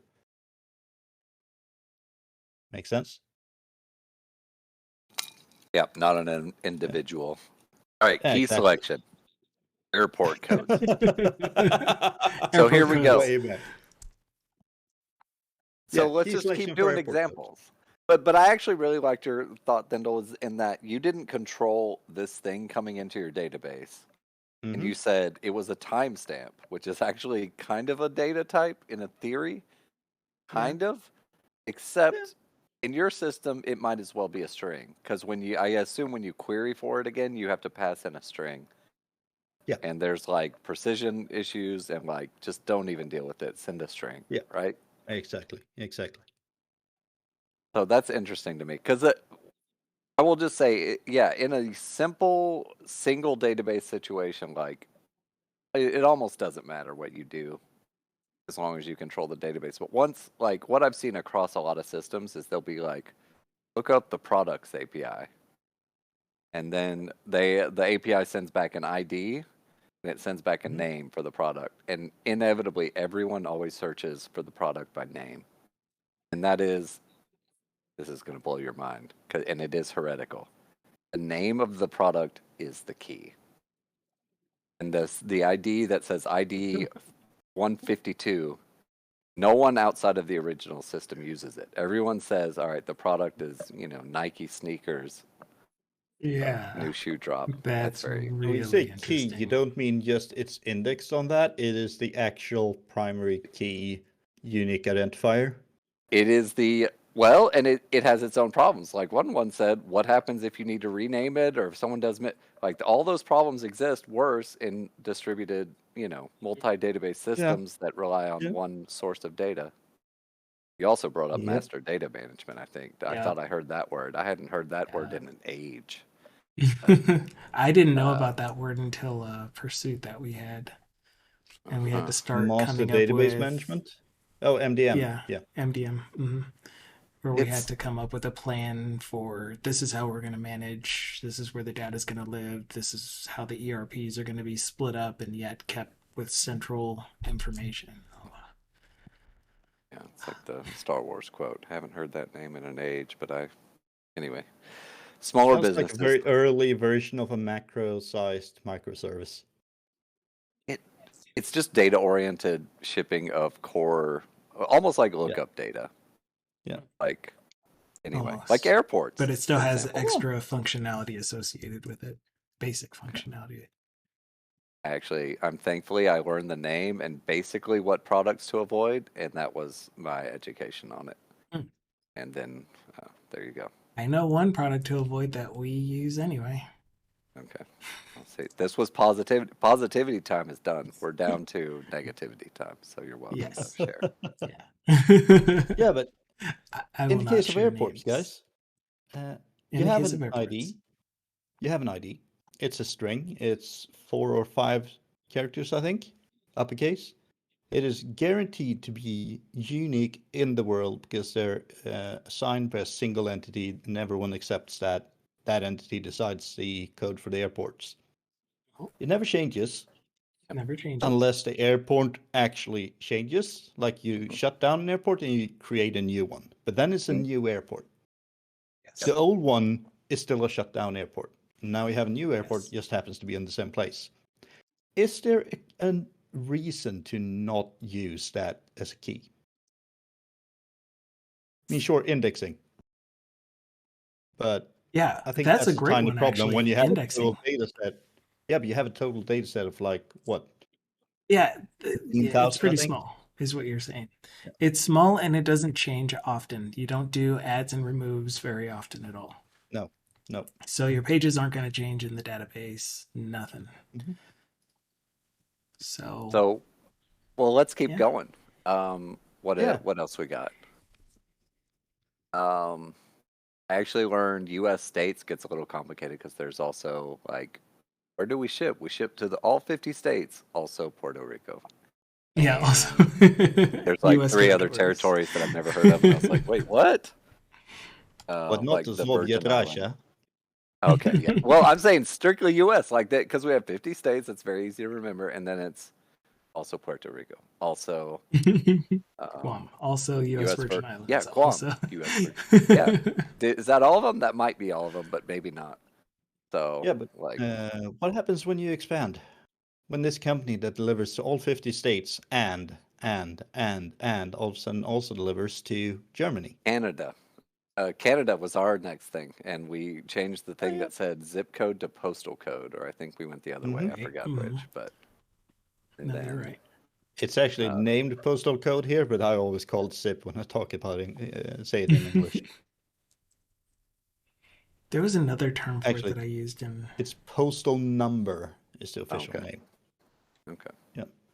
Yeah, but how do you deal with that all of a sudden? I mean, all of your validation is suddenly going to be up in arms because all of a sudden your formats aren't the same. You can't guarantee the same number of numbers, digits, and fields. And all of a sudden you need to have a country field in your database. What are you going to do with your state field then? Oh man. Well, Yeah. I can't remember exactly what we did, but I vaguely remember like it just do what the envelopes do. Address line 1, address line 2, and throw it into a address validation service, and they'll tell you if it's valid.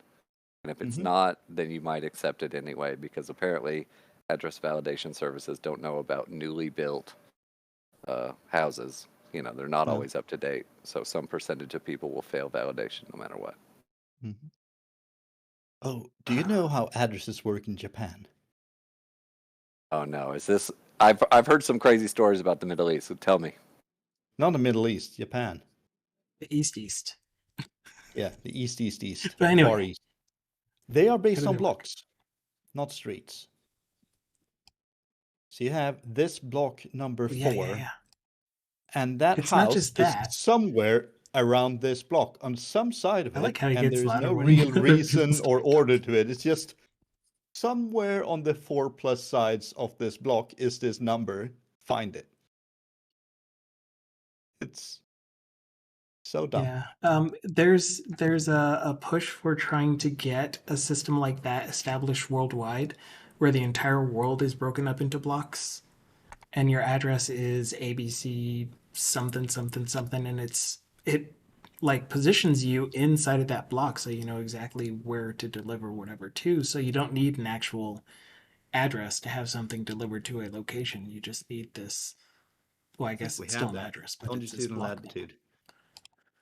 Yeah, kind of. But this is like a more user for people friendly version of that.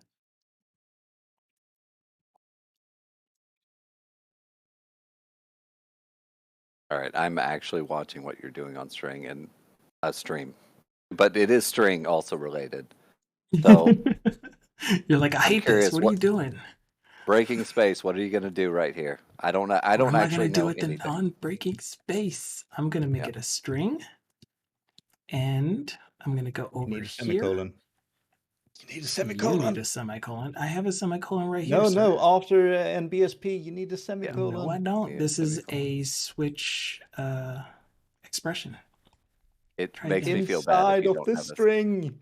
Try again. Oh, It's inside of the ampersand string. NBSP semicolon. There you Yes. go. Gotcha. Okay.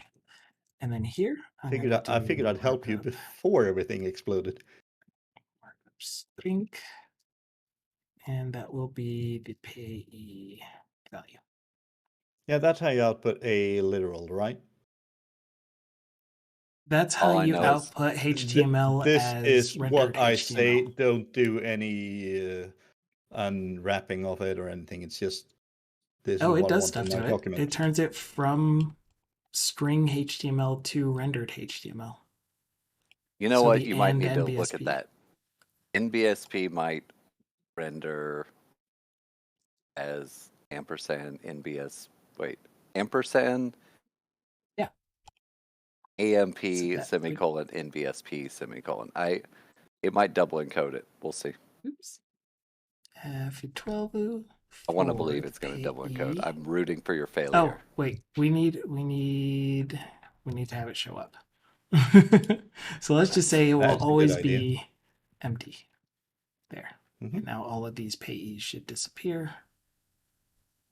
All of these payees should disappear. There it goes.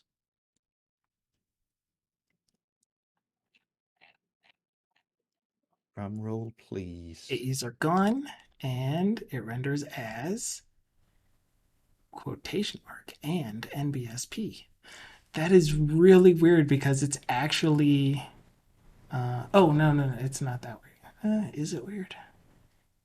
It is I'm not kind of sure. weird. Yeah, Because there's it's a quote ignoring mark the there that looks quotation weird. marks. Yeah, but they but don't it's show up. definitely it's outputting as a space. Can you It's like really edit weird. the raw HTML? I don't know if I Yeah, believe that certainly. little elements view.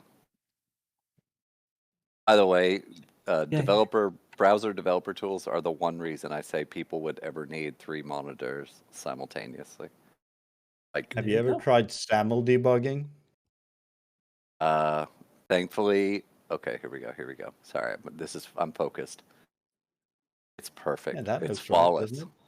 Yeah, that looks flawless. Why did it look so weird in the I don't know. browser tool? All right, well, whatever. Probably because of the comment before it. Maybe, yeah. Yeah. And I can't tell you why it's weird because of the comment before it, but that is the I mean, I've definitely seen only it to difference, I think. where I just don't really get how it's ignoring the quotation marks and not outputting them as text. That's why we took that's it the okay. raw, Yeah. because we did not trust what we were seeing. That's crazy. That ain't Yeah, right. the reason that I switched it, I turned it into this property here is because I'm reusing it instead of repasting that down here.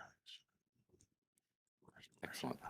All right, so no, I have not. Well, I have done, no, not XAML debugging. I think I stayed out of it. There was the one person on my team who was more of a front end type person, and I allowed them to immerse themselves in the XAML so that I didn't have to, and it felt great.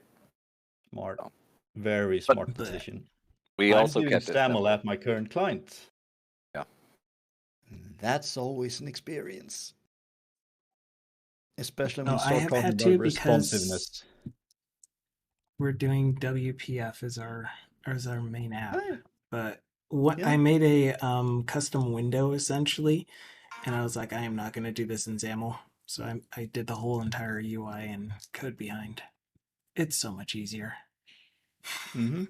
I don't know And then why. I send in that pull request, and I am going to get ripped not just a new one, probably like my entire back will be full of new ones.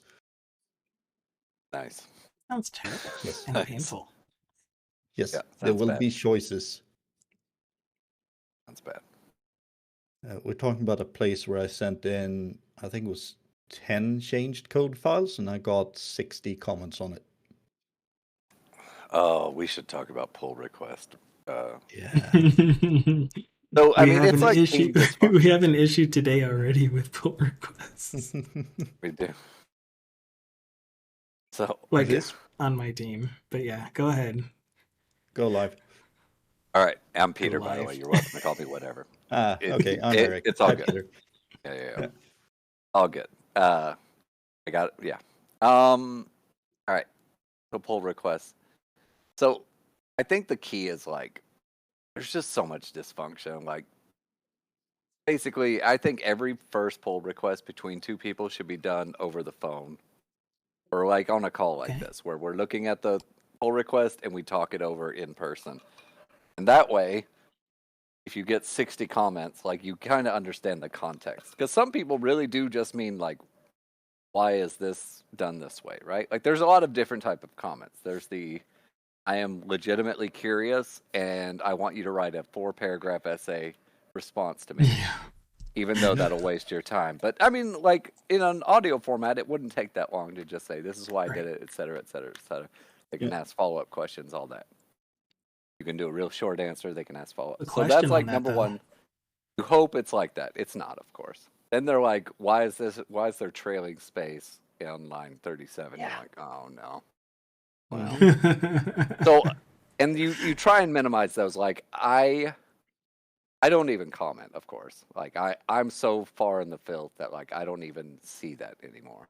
Like there's the GitHub thing where you say question mark white space equals 1 or whatever, W equals 1. They have a checkbox now on the diff page where you can just say, hide white space changes.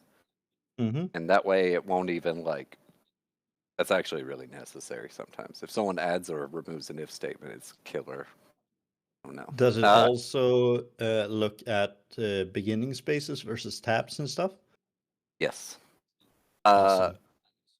Yeah, that's why I Yeah, it think will like hide all white space. there should be some kind of automated way for every repo everywhere all the time by default to have a linter that standardizes the way the code is displayed or is when it's checked into the repo. It just formats it. DevOps has it. Azure DevOps has that. But then you would have to make a commit if it actually made the changes. No, no, Like no. It does he's it saying on. on pre-commit. It does it in the pull request on the server. So you can But push whatever it you makes a want, commit, and when right? it merges it to master, it'll change the format to spaces or tabs depending on your setting. Interesting. Yeah, There are many that's solutions. really My interesting. solution go-to was editor config because it worked Yes. out of the Hmm. box in Visual Studio, VS Code, and Yeah. JetBrains. And I And I out of the like it box, as those were a the three. solution for out of the box, like you said. But it would be nice if everyone has their own editor config. When they pull the code, it gets formatted the way that they like to see it on their screen. Oh, They make their edits, check it into the repo. While it's getting checked in, it gets reformatted back to the standard oh. format. Oh, you want That'd be tabs. cool. So we're on tabs versus spaces now, where you Yeah, want exactly. tabs, Yeah, and then you want your my tabs to be ideal. 2 spaces, and then they can show it as 8 if they want, but you have tabs. Yeah, Yeah, I but we're also agree. talking, like you said, new lines at trailing new lines or trailing spaces, I guess, at the end of a line. Yeah, but I think Like, trailing okay, spaces is more of a mistake, but it's a non-breaking. Are you sure you want to complain about this kind of mistake? Hmm. Make sense? Yep. mm, It's one of Yeah. those things you'd say, hey, Um, if you're changing something else, I want you to go back and just change this one thing because it makes me feel better. But if they're like, no, then I say, all right, I'm moving on. I don't care. yeah. Because I really here don't. was Mm, here was my favorite situation that just happened, which is I have a bug, or not a bug, I guess it's a bug, where a feature no longer exists in our current version of the application. It was removed some time ago, and they want that feature back. So it's a bug because it's not expected behavior. So I implemented that or brought back the functionality to just display this thing. And I did my PR, and the response on the PR was, hey, since you're working on this thing, this related NuGet package that is only supported .NET 7, they stopped updating it. Can we just replace that with another one, like this one over here? And I'm like, we could do that, sure. Except that this one that you're recommending has a licensing model that only costs $2,000 a month or whatever it was to use versus this one that is free to use. Do you want to make the case to the client as to why we should switch that? Because I don't. Using a PR to try to mm, do an improvement when that should probably be its own work item. mm-hmm. You know? That's, yeah. And I So mean, there's, that's kind of the problem I'm in right now because I'll be honest, the code base that I'm working on is horrible. The project is 160 projects, like project files, and it should be like 30. It's overcomplicated in all of the ways you can overcomplicate and over-engineer something. And the policy is that as soon as you touch a file, doesn't matter what you did to it, you did a Control K, Control D to reformat it or whatever. You own the Removed file. extra space yourself. Yeah, you have to fix it. If you touch the oh, file, it's your responsibility to fix and refactor. oh, And when you come in as That's a funny. new dev on this project, and I mean, I've been on this for 4 months, but it's a big project, and I still consider myself a new dev here. It's kind of difficult. It's kind of disheartening to get like 60 comments because you touched a freaking file and all of a sudden you own it. It's like I added a test to this file, and all of a sudden I have to refactor the whole freaking test case to use Automocker, whatever, you know what I mean, Matter. Yeah. instead of just mock. I'm like, this is not what I Oh, wanted to wait. do. I added a There's test something that case does for my auto new mocking. code. Oh yeah, yeah. It's like a dependency injector thingamajig for mocks. It's actually a part of mock. You know, MOQ. Mhm. So you can just say, you know, oh, so I want an instance of this where all of the injected dependencies are mocked. And then you can, after that, like get one of those dependencies, just give me that mock and I can add setups to it and stuff. It's not dumb. It's not stupid. It's not why I went into this, you know, 1,000 lines of tests, whatever. And we're gonna refactor the whole thing. And then you feel dumb because this thing that should have been simple and quick all of a sudden takes 2 freaking weeks because you own half the freaking project after a bit. And I'm done rant complaining. Yeah, we had No, our this is good. positivity section earlier. Yeah. I said a nice thing about Yeah. Microsoft Learn content. That was the positive statement. We'll remember that, and we'll just keep bringing it up to balance it out. Yeah. That was the positive statement. Yes. Yeah. Good job, Microsoft Learn. Yeah. I use it a Great lot. job. Yeah, Positivity. Microsoft has gotten so much better at the docs. There are still like called holdovers with old documentation that is literally just this thing takes an int and the parameter is called slortbartfast. Yeah, And exactly. no more context. Yeah. It's basically, you know, old school intelligence before the summary comments or anything. The ghost doc. I think Yes. one of my friends showed me Yeah. a funny thing because that was one of his old projects he was working on, required XML comments for every property, and so there was some sort of plugin that would generate the XML comments based on the name of the thing. So, you know, if it said address Sandcastle? line 1, you would say address space line space 1, and that would be your ghost doc comment, and it would Nice. generate that for your Yeah. whole thing. And you would Nice. change So stuff and rerun it, and it would just regenerate everything. You were covered. You wouldn't get that it what was is it called? nice. That Yeah. compiler warning, because you know you'd get a Oh, compiler yeah. error. I thought that's what I was getting here just now, by the way, but it's telling me something about nullability, and it's like, I'm handling. We could be default watching just- and helping you, but We could. No. chose not to. I can kind of agree with requiring comments on public interfaces, like public methods. On properties, though, not so much. Yes. The whole thing, it's, well, let's move on. It's all like, what are you using it for? You know, if it says address, anyway. Yes, let's move on. Yeah, but What I do we mean, got? almost addresses, like that's obvious. All right. yeah, it's almost one- like you would be know, making value judgments on whether or not this thing is self-descriptive, a transaction date. But if you're thinking about an open source project, it makes sense to do it in just about everything. What's the intelligence comments on to short date string? If you move to over the function. See? It's a public method, so it has a summary and a return. Although it doesn't have an example, which I think is always a weakness of most docs. Because you really, like, you want to see, what does this look like? Yeah, What but for that you have to read the documentation, I think. Yeah, but like they could put it right there. They could say, for example, this date anyway. Oh, good times. But I guess it is appreciate what hard, you were about to do. especially internationalization. Like, I'm assuming US. Localization. Yeah. How I hate you.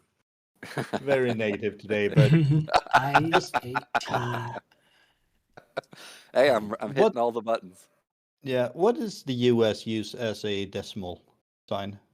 Period. Is it a period or a comma? Period. Yeah, because we use commas. Yeah. And what do you use as a thousand separator? Commas, of course. Thomas. Yeah, we use periods. Of course. So that's right. So what am I crazy? Apostrophes. I started seeing for millions, people would say two M's in a row. 2 M's. Like I 1,000 mean, thousand. that makes sense in Japanese because they use 10,000 as their base, so 10,000 10,000s is a million, right? Thousand. No, Yeah, the yeah. thousand of thousands is a million. 10,000. 10,000s would be more. 100. At least twice as much. That's a joke. Just It's a fun joke. Don't think yeah, about it. yeah. It was funny, but At I couldn't least think of it. 50% more. By the way, we have not been reading. It's got to be at least twice that.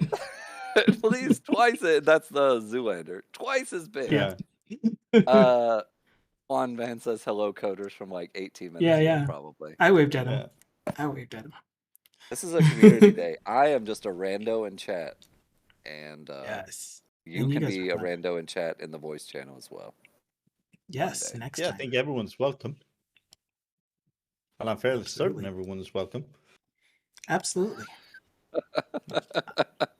100%. Everyone's No invited. Maybe gatekeeping here. everyone's welcome. All right, No let's move on. gatekeeping here. Yeah, there we go. Yes, let's move on to the end of the stream because that is the end. But I was just starting to have fun. Hey, Yes, well, this is you'll true. have something to look forward to next week, and nothing in Aw, yeah, between. true. Nothing in between. The code You're changes not that I make entirely in wrong. between. Oh, I can't join us next week. I'll be in Stockholm. Oh, no. .NET front-end day. You have Stockholm. I have Stockholm. It is the capital of Sweden. Perfect. Yes, and I have 3 days of conferences, meetups, whatever next week. Awesome. If there's anything Yeah. that you want to advertise, now is a great time to do that, as well as posting in our Discord. Use no docs. As you have already no docs. cut off the stream. No, it's all good. All right, I know you got to go. Yeah. Well, I mean, Use no unless docs, you have and final I'm going to words. stop using magic strings in your reviews. Where do you use see a magic string? strings as your keys everywhere. In your localization. I'm saying every key everywhere. Just a slugs. What do you Anyway, want me to do? I didn't even instead? get to the whole key rant. We have been far afield. But all right, we all learned a lot, and we had our moment of positivity, the brief few moments. Yes. Yeah. Yes. You should have brought this up earlier though, Thindal, but I really do want to know what I should be using instead. Should I have a separate class that is const? Think you can set it up Registering to const? generate properties with a source gen. So you can just use the property and then sort it out. I don't know how to do source generators yet. I would love to Okay. learn. Yeah, learn. So you modify the resource file and generates a new property on the class. That'd be cool. Yep. Yes. Anyways, have a wonderful, wonderful weekend and next week and everything. And I'll see you around. You as well. Later, y'all. Bye-bye. Ciao, Livecoding. Ciao, Thindal. And thank you all for being here as well. We're going to go to the ending screen. Ending screen. Monday is coming soon, says Juan. No, weekend is coming soon. Monday is coming after the weekend. Are you excited for Monday? Monday is a problem for later, says Thindal. If you're excited for Monday, then I do hope that it comes soon for you. But I would like for my weekend to take its time. I don't mind it taking its time. And this is Wednesday is a wake up at 3:30 in the morning to get in the car kind of day. Meet Layla at 9. Yeah, definitely post some details if there are conferences and stuff that you will be presenting at or that you just want us to tune into. Just tell us on Discord. Great. But yeah, I need to get back to work. I'm going to be working on this issue that I should be working on, and not the one that was assigned to me, but the one that anyway. Okay, so yeah, that's it for now. I'm not going to raid out because I need to call the guy that was trying to call me. And yeah, so that's it. Ciao for now. Oh yeah, this video will be posted to YouTube sometime after 24 hours after I end the stream, and that is here on 11D Lion. And then feel free to join our Discord whenever, if you feel like it. We're cool people there. Okay. Ciao.